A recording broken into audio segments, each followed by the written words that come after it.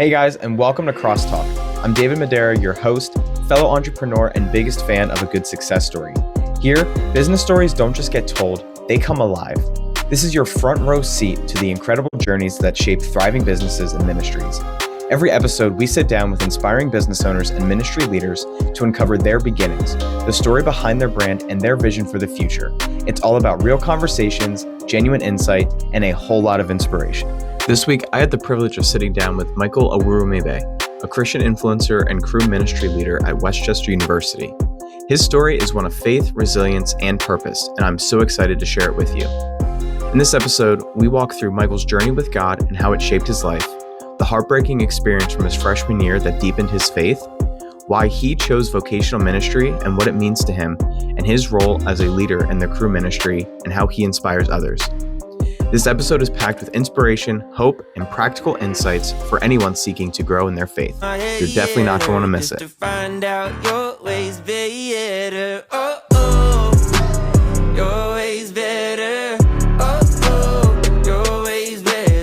Hey guys, and welcome to this week's episode of Crosstalk. I'm your host, David, and today I have the absolute privilege of sitting down with a very good friend of mine. His name is Michael Awurumibe, and I pronounced it right? Yeah. Funny side story. His brother used to work for me back in my old secular days, and I made it my absolute mission to be able to pronounce his last name right. And it took a while. It took a very long time, but then I got it down. And I remember the first time we chatted about it at YA. That was crazy. Yeah, that was a funny God moment. But I wanted to bring Michael on today because Michael I met him through a young adult ministry a few years ago, and him and I have stayed in touch since, and that ministry has fallen apart since then. But he has recently graduated college and has chosen a path in ministry, and I'm going to give him the opportunity to fully talk about that. But one thing I wanted to just share with you guys is in our connections, in our talks, and in the way that I've seen God moving in his life and with the plans that he has for him, I have made the decision to sponsor him through the business. So anybody that does business with Across the Way LLC is also helping, inadvertently supporting Michael's ministry. And I want you guys that are working with me to be able to get to learn more about him. And then if you ever felt led to helping his ministry as well, that'll be my hope, because I hope that you guys get the chance to see everything that I've been able to see and the work that God is just going to do in his life. So, Michael, I want to start with, so you went to Westchester University. You're Right. from the West Lawn area. What did it look like for you to get started in Cru? Or do you want to, we'll backtrack. What is Cru? Yeah, so Cru is a international organization. It kind of goes all over the world, actually. It's a missionary organization, ministry, whatever you want to call it. And basically their goal is to win people over with the gospel, build them up and within the faith, and then send them out to the nations, whether if that's in the States, like the United States, or it's overseas. Throughout the few years I've been in Cru since I was a freshman, I've been able to go overseas to different countries and be able to share the gospel through Cru. So wow. It's really awesome because they spread across the whole world. Yeah, that's great. Yeah. And Cru, just to make sure people are aware, mainly through college campuses, right? Mm-hmm. What do you think the importance is for college campus ministry, especially in today's day and age? Yeah, I actually did a bunch of research on this because it was one of the factors that led me to, and God put on my heart to lead me to continue within the ministry, is basically ages from 18 to 29 are one of the most formative years of your life. And I saw that firsthand. I actually have a story, and I tell people this because it's one of the reasons why I decided to do college ministry. But when I was a freshman, I had a roommate, and he ended up committing suicide, and I found his body. And I'm not saying this to get emotional, drawl out, but it's kind of just to show us in an actionable visualization of how impactful these years are. his name was Austin. He grew up in a terrible home. His parents were abusive. He had an abusive girlfriend, which I found out after he passed away. But he basically was in this bubble of home that he was just had so much trauma, and then he got plopped in college, which, like I said, is the most difficult years of his life. And then it ultimately led to him like not seeing that there was hope to live, and he passed away. So God kind of put on my heart, just like, wow, if this is the statistics say, like I said, if this is the most difficult years of your life, and God has brought so many people, there's so many testimonies of people being saved within these times, like surely God can use me to like help people during this time. And it's really interesting to know that the wages of sin is death, but I saw that firsthand, that like sin does lead to death if it's not like, if God's light isn't like shown within that. So just seeing how Cru has changed me within the 4 years of being there, like I want to be able to be used as a vessel for God to see people know the hope that I've come to know. So yeah, that's a great story. And sorry for your loss with your roommate too. And you know,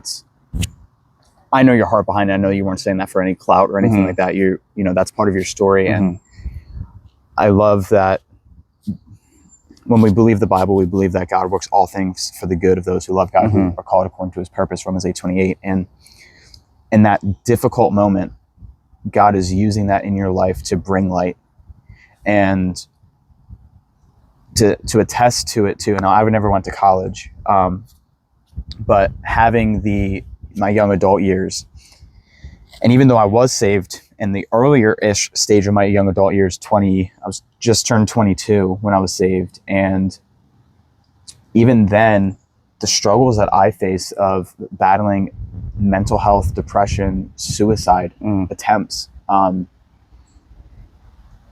attacks of the enemy, and feeling like the wage of my sin, I shouldn't be alive. And coming to that point, it breaks my heart knowing that there are more people out there that are still that still battle with that. And I mean, I'm not cured by any means. And only by the grace of God am I able to still be here today.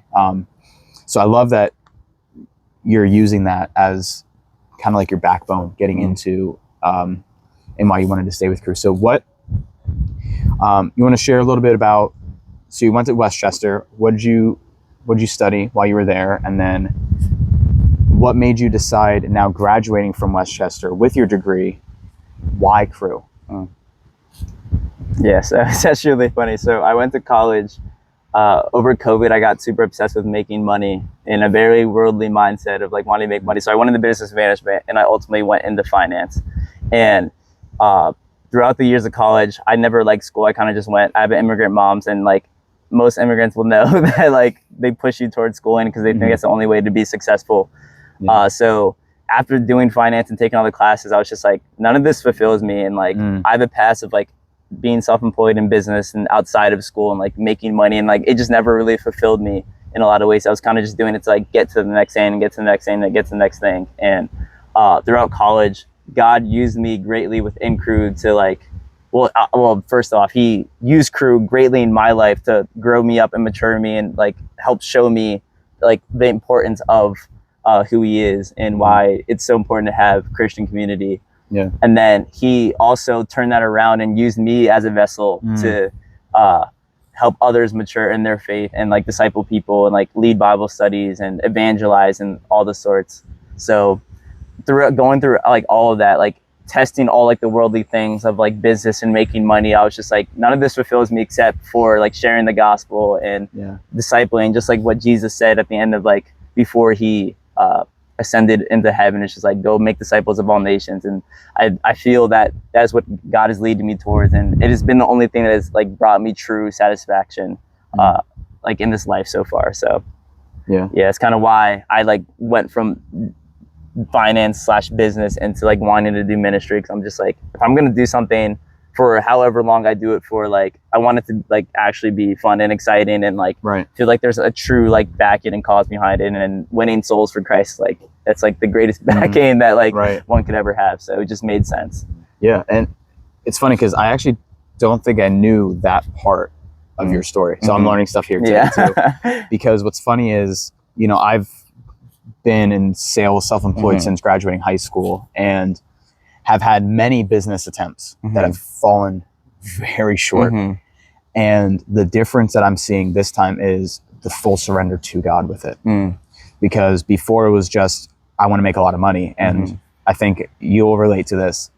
That motivated me to a point until I realized that it was fleeting. Yeah. And it never mattered how much money I made. At the end of the day, I was left with more things and less purpose. And when I made the business, it was business name is Across the Way LLC for John 14:6, where Jesus says, "I'm the way, the truth, and the life." And I'm very open with my faith when I meet with people, and I felt the call from God of, you know, this is the season of life that I have you in, and even though you're in the secular world, you can still shine light on the truth. And one of the reasons that when we were talking originally about your journey with Cru, I shared with you, you know, like, because I'm in this season, God has been opening doors and blessing myself and the business financially. And as God does with some people, but a lot of my time goes into running the business, doing this.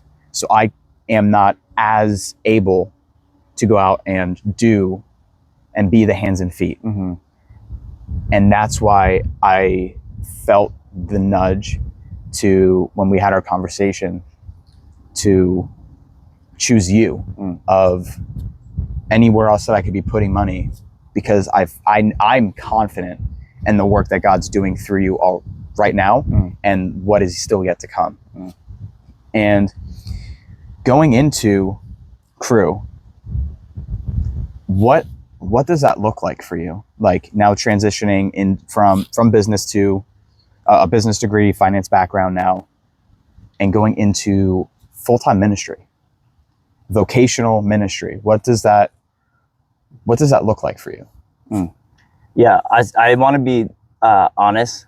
I'm doing 25 hours a week, and so it's like still very full, like very close to full time. But like the other half, I also do Christian content, and I make content on the side. So I'm going to be able to pursue that as well. Plug yourself real quick.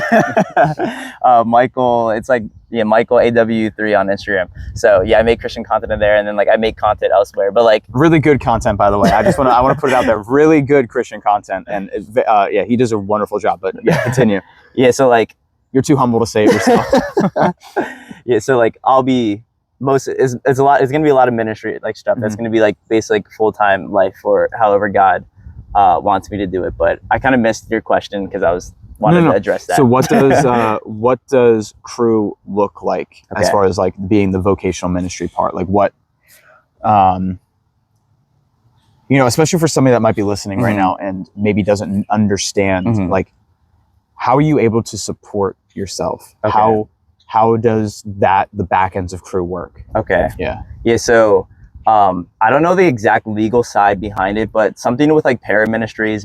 Paraministries are just ministries that walk beside the church and push people towards the church. They bring people in and push them towards the church. And something with like taxes, like they can't get paid salaries, so they have to they rely on like brothers and sisters in Christ. And I know of atheists who've supported Cru Ministries and stuff like that, which is like wild stories of their own. But they kind of just rely on just getting supported. Kind of just how like Jesus and his ministries were, like he got supported by different people, and that's kind of how the gospel went forth. And same thing with Paul, and basically any evangelist who ever like lived, they kind of get supported financially by other people, and that's kind of how they get pushed forward. Okay, so 100% donation / fundraising. Yeah, exactly that. Yeah, and now let's be honest, that's kind of scary. It's very scary. Yeah. And I look at it too as, I mean, you're taking the same risk as you would have if you were going to be starting a business, because you're going out, there's no guarantees, and you have to put a lot of your faith in God.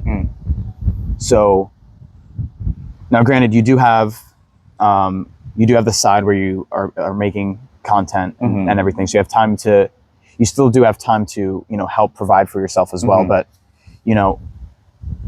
when you have a call in your life for vocational ministry, and we've discussed this, like, my goal for somebody that's in that position is to not have to worry about where they're going to be able to get their paycheck from, or where, like, when their next meal is going to be, or how they're going to pay for rent. Like, I view it as, you're doing the work that I can't do as fully right now. So I want to make sure that you're taken care of, you're covered, you know?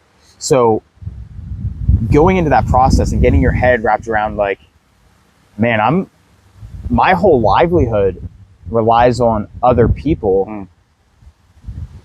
What's been that process for you? Like, it's definitely been a very interesting process. The way I was raised, like I said, in an immigrant household, and it's kind of just like, don't take handouts, like do everything on your own. So like, I have instilled this like mentality of just like, oh, like, why can't I just go out and make money and then do ministry that way? And just like, but God has shown me, just like through like scripture and other wise wisdom, that like this has been done since the beginning of time. Since Jesus was on this earth, like, people were like supported. He was supported by like other people just seeing the need for ministry.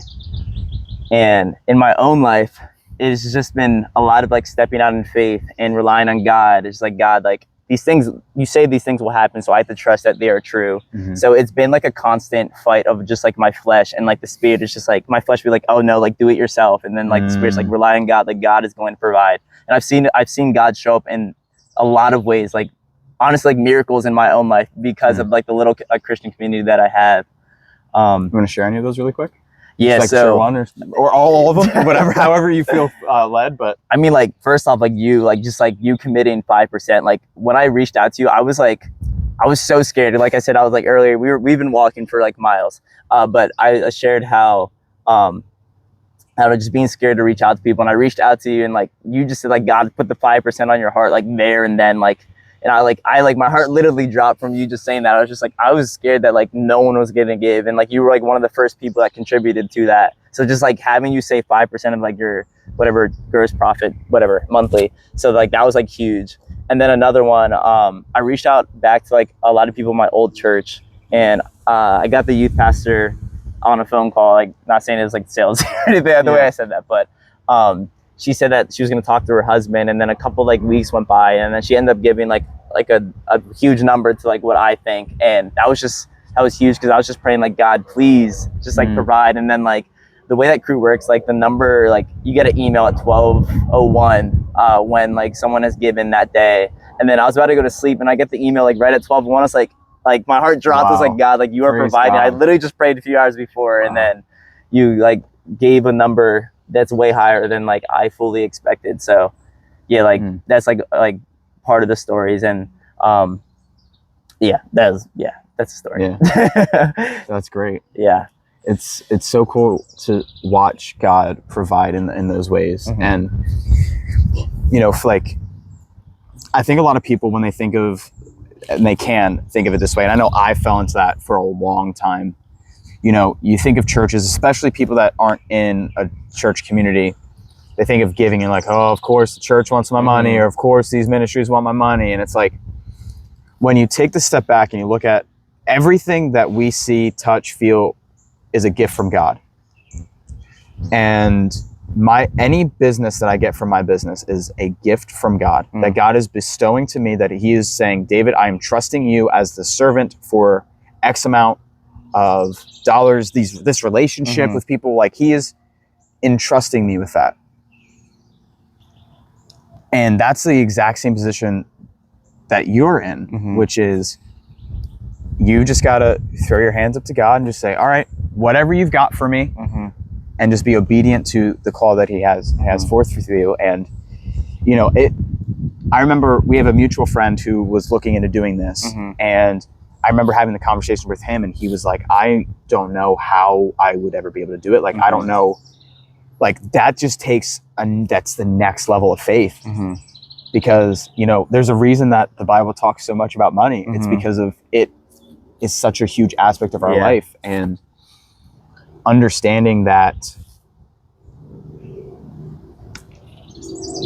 you know, we can't serve two masters, and we can't serve both money and we can't serve God at the same time. And having to just put all of your faith in God is for me, it's truly inspirational to see that for you. Like, I love that you are being obedient to that call that God has put in on your life, and I'm extremely excited to see how God uses it and runs with it. So with Cru, you're going to be starting as soon as the next semester starts, right? Yeah, It's like really August. when it starts. August. When August hits, that's kind of when we start planning for the students coming in and stuff like that. I don't know. I know we were talking that, you know, you've kind of been in that process right now of like planning some things, getting into the, you know, the upcoming school year. You want to give people like a little bit of the behind the scenes of like what, if somebody's going to choose to support you, what is the work that that Cru and you are planning on doing on the Westchester campus?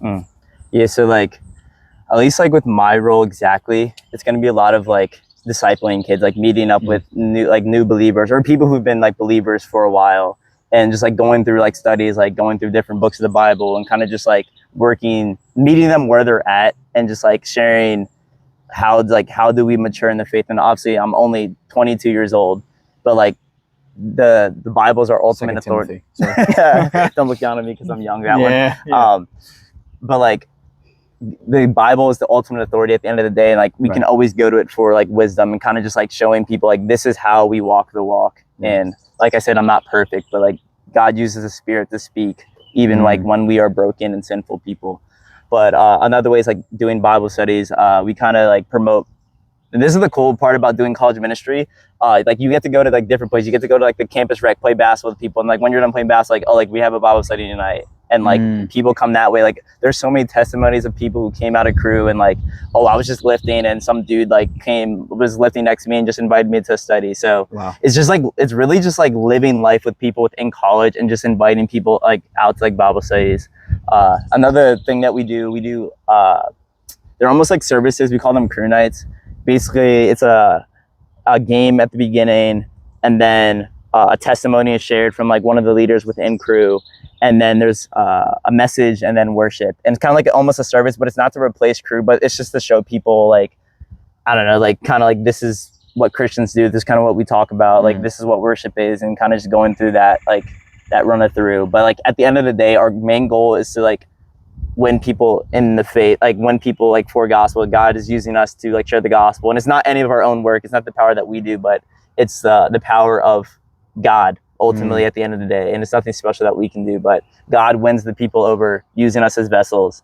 And then we build them up in the faith, like through discipleship, Bible studies, like growing people, maturing them in their faith. And then we send them out, whether if it's like doing what you do, starting a business and like giving out to people, or becoming missionaries. Like Cru has sent out plentiful of people like overseas to like, I don't know, just do what they're doing like in the States, but overseas. Like we have someone who wants to go build a church, which is awesome, and like stuff like that. So like sending people out, whether if it's like actual like vocation ministry, like missionaries, or if it's like just living a mission-led lifestyle, whether if it's like a 9-to-5 or something like that. So so a lot of introducing people to the faith. And one thing that I really picked up on is and I think it's really cool is like you were saying, like you're just doing life with these people. So it's not like there's necessarily like this whole, 40-page business ministry plan that comes out. It's like, no, like we're gonna do what the Bible shows us in Acts 2. You're just gonna go out, live your life of who Michael is, and in that process you're on the college campus and you're introducing people to Jesus, showing the love and inviting them in a very welcoming, inviting way, and helping shine light on a dark world that we live in, especially in, like we talked about before, like the formidable years of young adulthood, when people are filled with so much fear, anxiety, depression, and sometimes like leading, like we talked about, to suicide. And being able to be the light, share the love of Jesus, and really redirect people's whole lives. You want to share your testimony really quick? You comfortable doing that? You can give the spark notes if you want to, but so basically I grew up in immigrant household that like my mom was Catholic and my dad was Episcopalian, and like they have a lot of similarities, but I didn't really see the love of God displayed through them, and not anything to them. Like, I don't want to like knock my parents. Like, they did the best they could, and my mom's awesome, my dad's awesome. But I just didn't experience God in that way, and I was kind of like torn about what God's character was, because we kind of talked about this on the walk, but when we're a kid, we kind of see the character of God through our parents, and like we kind of just like we see, we call dad father, and then like we see father, and we like almost like in a weird childlike brain, like we kind of just like put their personalities together. And so I just thought, like, as my parents were, that God was a rule-bearing judge, and I always just felt condemned, and I was just like, oh, like, I can't live up to this. I can't live in this way. I'm not perfect. So I kind of just pushed God away. And then it wasn't until I think 8th grade or 7th grade year, I was in the park, and a lot of the kids, there's like a church, like a Methodist church that's like right down the street from my house, and a lot of the kids at the park would go to that youth group and would go to that church, and they invited me because we all been friends for a while. So they invited me to the church, and I was able to hear the gospel through there. And as soon as I heard the gospel, like, I was just like, I need this, like, especially because I saw the nature of like the world. I saw how sinful the world was, and how much broken it's brought me, and how much like, honestly, like, I don't really tell people this, but if it wasn't for like hearing the gospel at the time, like, I probably would be dead by now. Like, whether it's the people I was hanging out with, like drugs, alcohol, I didn't really get into that stuff much, but I know what my life would have led to that, because that's just a story as old as time. Like, broken household, doesn't know God, I don't know, go to jail, died, overdose, whatever it is. But yeah, so I met God like there, and I was just like, I need this. I need to be saved from all this brokenness and my sin. And I gave my life to Christ like probably freshman or high school, but it kind of just stayed like stagnant, because I was just, maybe I want to say it's from the church I was at, but I kind of just thought like, oh, like, God is love, and I just need, like, I gave my life to Christ, but I can continue to live in the way that I lived. And it wasn't until like senior year, I started going to the young adult group. I started getting really close to David here, actually, and also this guy named Pat Kenna. And Pat really took me under his wing, and I started to understand, like, and he probably doesn't even know. Shout out Pat. You know, literally. I Pat. never really like actually told this, but he kind of showed me like the difference of like living like a spirit-led life, and actually like turning from my sins. And he did it in like the most littlest ways. Like, it wasn't like a huge like, oh, like, Michael, this is what you do, but just like kind of the way that he lived. And I was just like, okay, like, God, like, you're putting this right in front of my face. But I almost still didn't like turn. I wasn't obedient then. And it wasn't until college, actually, Cru, freshman year, people from my church, West Lawn, told me that's how they met. They met through Cru, and I was like, okay, like, let me just give it a shot. And there was like a campfire event. I went to it, and everyone was super inviting, and I got plugged in. And they had this thing called Cru Core Values, and it's basically just like the four, like, there's like, call it 4 spiritual laws. Is that it's the gospel. It's like, God loved the world, man sinned, Jesus came and reconciled, and like our response to that. And this guy named Nathan Cornelius, he sat me down and shared those like 4 things, and he was just like, on a scale of 1 to 10, like, if you would die right now, like, would you go to heaven? I was just like, oh, like, probably like a 4 or 5. Like, I accepted Christ, but then he showed me just like, no, like, because of Jesus' sacrifice on the cross, you can have full assurance that like you'll be in heaven if you like would die right now. And I was just like, wow. But like, I still didn't like become obedient. And then freshman year comes, my roommate passes away, and then like God like really just put it on my heart, is like I'm like, oh, this is a crazy thing that happened when my roommate passed away. Sorry, I'm like kind of going on a rant. But my RA, he was next door over. From my like room, he said that he had this crazy nightmare. He said at the very time that my roommate was committing suicide, he said that he had this nightmare that he saw like death standing at the edge of the hallway. His door was like wide open, and death was standing in the hallway, and death was just pointing. He said it looked like a Green Reaper. I'm saying death. He was pointing at my room, and then like that's all it was. But he woke up and he was like completely shook.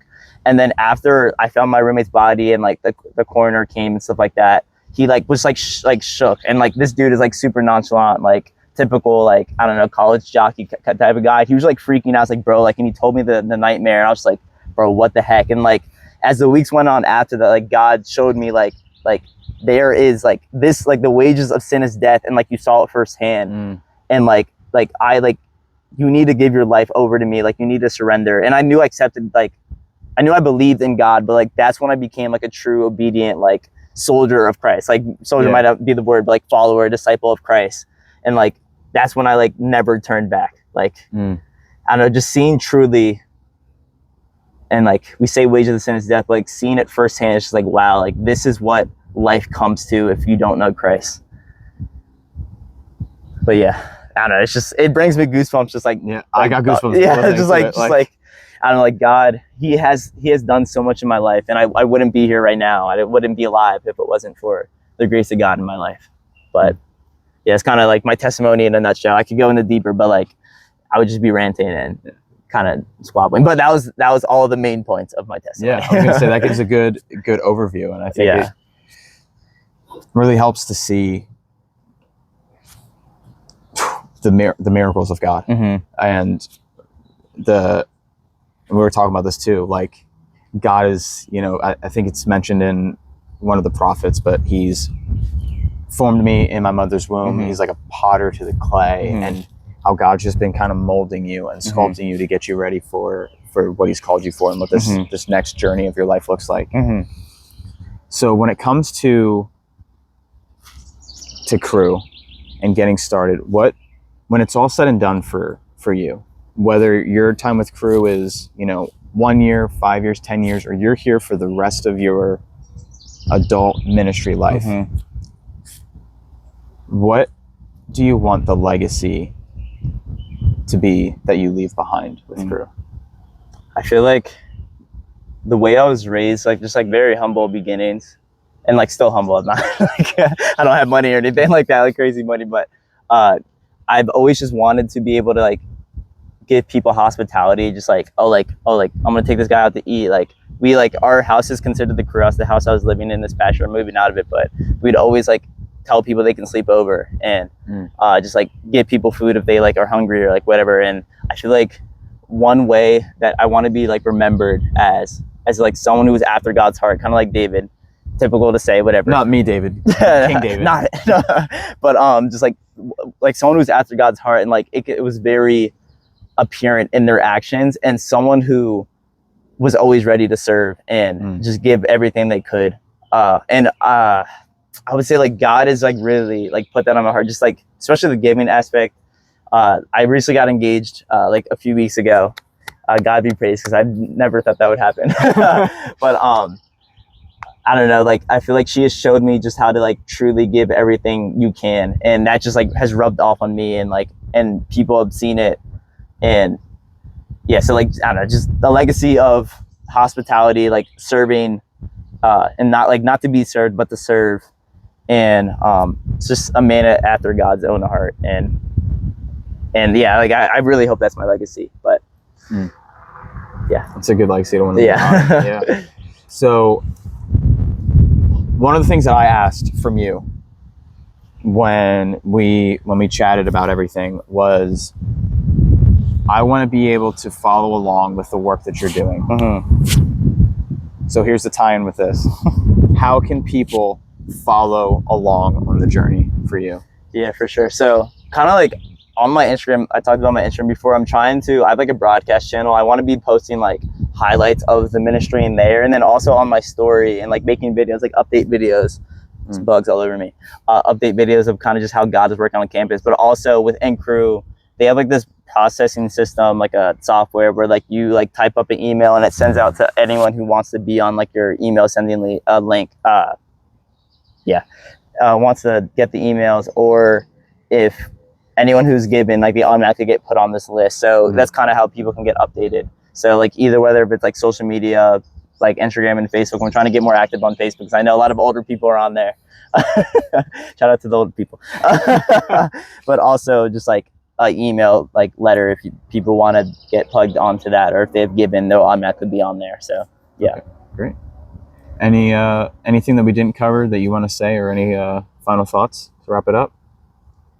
I feel like from the outside looking in, it's so easy to be like why would someone need like college ministry? But just like looking at like the statistics, like it's so needed. If you talk to anyone who's in the faith who's older, like majority of the time that the years that they came to Christ was during like their young adult years, like the ages from like 18 to 29. So I feel like if there was any time to like really invest and put like any type of money into like people to be in ministry would be like this time.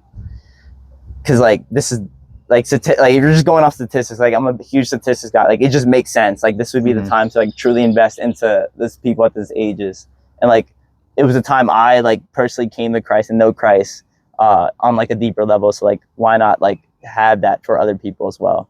So if people have this mindset of like why college ministry, like just know those facts and literally ask, that's Ant, just ask anyone who's in the faith. Like they're most likely going to say that's like the most formative years of your life and difficult years. So yeah, and I'm going to attest to that too, to add on to it. I mean, on the flip side, for those that don't come to the faith in those years, for those that come to it later years, the number one thing that I hear is, I wish I would have found out sooner. Truly, you know, because knowing all the stuff that I've been introduced to in my late teens, early 20s now, now I'm getting into my late 20s. Oh gosh, I'm becoming an old man. But all the stuff that I've been surrounded by or introduced to before my walk with Christ, if I wasn't saved when I was, I don't know where I would have been 10 years from then, and even 5 years from now, where I would be right now. And like you said, it's not just, you know, fun and games. Like there is weight behind it, not to, you know, get deep and morbid, but there's the wages of sin is death. And, you know, this isn't something that should be taken extremely lightly. And I think it's, like I've said before, I think it's very commendable what you do. And I am extremely confident in the work that God is going to do in your ministry, and the work that God is going to do on the campus of Westchester as a whole with the whole group. God has called you to so many amazing things, and you are going to perform so many you're going to be able to show signs, wonders, and miracles on that campus because of the way that God's going to use you. And I've already committed my part, but I'm committing again the fact of any way that I can continue to help your ministry out, I will, because just from our conversation today, before even doing this, like I've just been reassured by God of what he's going to do in and through you. So yeah, dude, it's been a pleasure. Yes, sir.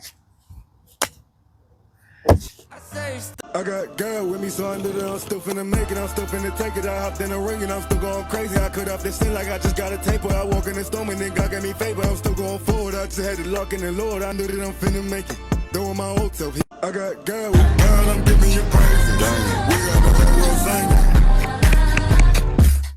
I'ma keep praising your name. I don't care what these people gon' do, what these people gon' say, what these people gon' bang. We out here making disciples. We in the world where we can't be the same. Okay. So I went for my hand on the Bible, speaking the truth and we making it plain.